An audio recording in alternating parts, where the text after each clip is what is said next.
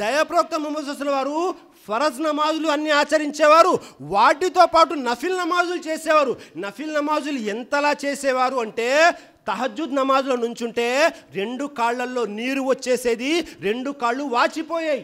ఆయిషా సిద్దికా రజల్లాహు అన్హా వారు అడిగేవారు, దయాప్రవక్త మీ మునుపటి వెనుకటి అన్ని పాపాలు అల్లాహ్ క్షమించేశాడు కదా, అయినా ఎందుకు నమాజ్ ఇంత ఇదిగా చేస్తున్నారు అంటే దయాప్రవక్త ముహమ్మద్ సల్లల్లాహు అలైహి వసల్లం తెలియజేశారు, నేను నా సృష్టికర్త అని అల్లాహ్కు కృతజ్ఞత చూపవద్దా? కృతజ్ఞత చూపడం గురించి నమాజ్ చేసేవారు. ఈరోజు సమాజంలో ఎలా అయిపోయింది, ఎవరైనా నమాజ్ చేస్తున్నారు అంటే ఏదైనా సమస్యల్లో ఉన్నారేమో అందుకే నమాజ్కి వచ్చారు, లేదా మేమేం పాపాలు చేయటం లేదండి అందుకే నమాజ్ అవసరం లేదు అంటే పాపాలు చేసేవారే నమాజ్ చేస్తారా? ఎంత మాత్రము కాదు సోదరులారా. అంటే దయాప్రవక్త ముహమ్మద్ సల్లల్లాహు అలైహి వసల్లం నౌజుబిల్లా ఎక్కువ పాపాలు చేశారా? కాదు. నమాజ్ అనేది అల్లాహకు మనము శుక్రియా కృతజ్ఞత చూపడము. ఆ నమాజ్ ద్వారా మనకు పుణ్యఫలము వస్తుంది. ఒకవేళ మన పాపాలు ఏమైనా ఉంటే ఆ పాపాలు కూడా అల్లాహ్ క్షమించి వేస్తాడు. దయాప్రవక్త ముహమ్మద్ సల్లల్లాహు అలైహి వసల్లం తెలియజేశారు, మీ ఇంటి ముందు ఒక సరస్సు వెళ్తుంది, దానిలో ప్రతిరోజు 5 సార్లు స్నానం చేస్తే మీ ఒంటి మీద మురికి ఏమైనా ఉంటుందా అని అడిగారు. సహాబాలందరూ తెలియజేశారు, లేదు ప్రవక్త ఉండదు. అలాగే మీరు ప్రతిరోజు 5 పూటలు నమాజ్ చేస్తే మీ పాపాలు ఏమీ ఉండవు అని తెలియజేశారు. అల్లాహు అక్బర్. చూసారా, మనతో తెలుసో తెలియకో జరిగేటటువంటి చిన్న చిన్న పొరపాట్లని పాపాలని కూడా అల్లాహ్ క్షమించేస్తాడు. ఇది కృతజ్ఞతగా చదివినప్పటికీ. ఆ తరువాత ఒకవేళ మనము ఇంత చెప్పినా మనం ఒకవేళ నమాజు వదిలేస్తే పరిస్థితి ఏమిటి?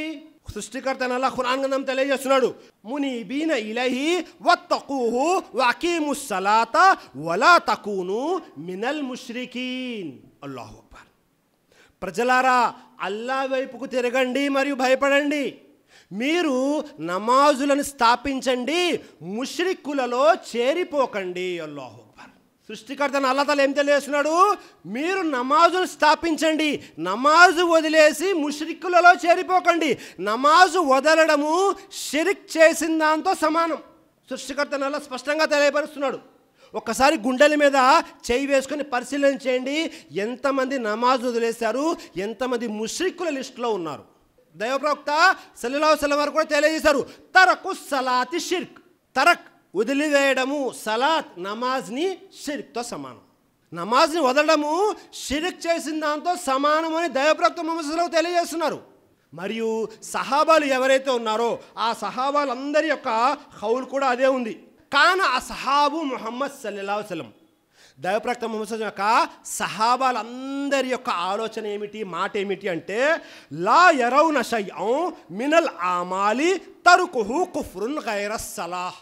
దైవప్రవక్త సహాబాలందరూ కూడా ఒకే ఆలోచనలో ఉండేవారు. ఏమిటది అంటే, ఎవరైతే నమాజ్ని వదిలేస్తారో దానికంటే ఏ విషయంలో కూడా వారు పెద్దగా ఆలోచించేవారు కాదు. అందరి యొక్క ఆలోచన నమాజ్ని వదిలేయడము షిర్క్ చేసే దాంతో సమానం. కాబట్టి నమాజ్ వదలడము షిర్క్ మొదటి విషయం. రెండో విషయము, దానికంటే పెద్ద పాపం ఏమిటది? కుఫ్ర్. దైవప్రవక్త ముహమ్మద్ సల్లల్లాహు అలైహి వసల్లం తెలియజేశారు, సహీ ముస్లిం యొక్క హదీస్, ఇన్న బైన రజులి వ బైన షిర్క్ వ బైన కుఫ్ర్ తరకుస్ సలా. అల్లాహు. ఒక వ్యక్తి విశ్వాసం నుండి బయటికి వెళ్ళడానికి నమాజు వదలడం అనేది ఎలాంటి విషయం అంటే, అది విశ్వాసానికి అవిశ్వాసానికి మధ్య గోడ లాంటిది. ఒక వ్యక్తి నమాజు వదిలేశాడు అంటే దాని అర్థం ఏమిటో తెలుసా? ఆ వ్యక్తి కుఫ్ర్ చేసిన దాంతో సమానం, ఆ వ్యక్తి కాఫిర్. ఎవరైనా ఒక వ్యక్తి మన సమాజంలో మరొక వ్యక్తిని కాఫిర్ అన్నాడు అనుకోండి, ఎంత పెద్ద గొడవ జరుగుతుంది. కానీ హదీస్ గ్రంథంలో ఉన్న విషయము, నమాజు వదలడము కుఫ్ర్, కాఫిర్తో సమానం, కుఫ్ర్ చేసిన దాంతో సమానం. మొట్టమొదటిది షిర్క్, రెండవది కుఫ్ర్. ఈ కుఫ్ర్ కంటే షిర్క్ కంటే అతిపెద్ద పాపం ఇంకోటి ఉంది. అదేమిటో తెలుసా? కపటత్వము, మునాఫిఖత్. సృష్టికర్త అల్లాహ్ ఖురాన్ గ్రంథం తెలియజేస్తున్నాడు, వైజా కాము ఇస్సలాతి కాము కుసాలా యురావునన్నాస వలా యస్కురూనల్లాహ ఇల్లా ఖలీలా. అర్థం ఏమిటి చూడండి, వైజా కాము ఇస్సలాతి కాము కుసాలా యురావునన్నాస.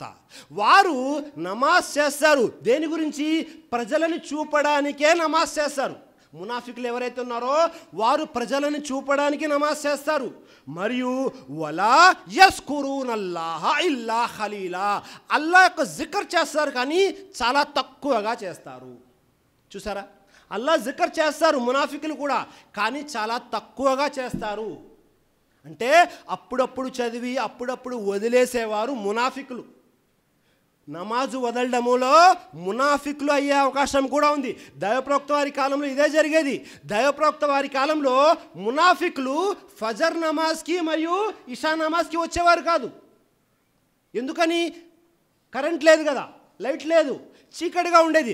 రాకుండానే మేము వచ్చామని చెప్పేవారు. మునాఫికులు కూడా నమాజు వదలడానికి భయపడేవారు. ఎక్కడ నమాజు వదిలేస్తే మా కపటత్వం బయటపడిపోతుందో అని భయపడేవారు. వారు 3 పూటలు నమాజ్ చేసేవారు. ఇక్కడ మనం ముస్లింలుగా చెప్పుకుంటున్నాము, మనం ఎంతమంది కనీసం 3 పూటలు నమాజ్ చేస్తున్నాము? మునాఫికులు భయపడేవారు నమాజు వదలడానికి, ఎక్కడ వారి కపటత్వం బయటపడుతుందో అని. అందుకే దైవప్రవక్త ముహమ్మద్ సల్లల్లాహు అలైహి వసల్లం తెలియజేశారు సహీ ముస్లిం మరియు సహీ బుఖారీ యొక్క హదీస్ గ్రంథాల్లో, ఒక వ్యక్తికి ఫజర్ మరియు ఇషా చాలా కష్టంగా ఉంటుంది. ఎవరిలో అయితే విశ్వాసం తక్కువగా ఉంటుందో, అదే మునాఫికుల గురించి. ఫజర్ మరియు ఇషా ఏదైతే ఉందో ఈ 2 కూడా చాలా కష్టంగా అవుతూ ఉంటాయి వాళ్ళకి. కాబట్టి సోదరులారా, నమాజు వదలడము ఒక విధంగా షిర్క్, మరొక విధంగా కుఫ్ర్, మరొక విధంగా నిఫాక్ అంటే కపటత్వం. కాబట్టి జాగ్రత్తగా ఉండండి.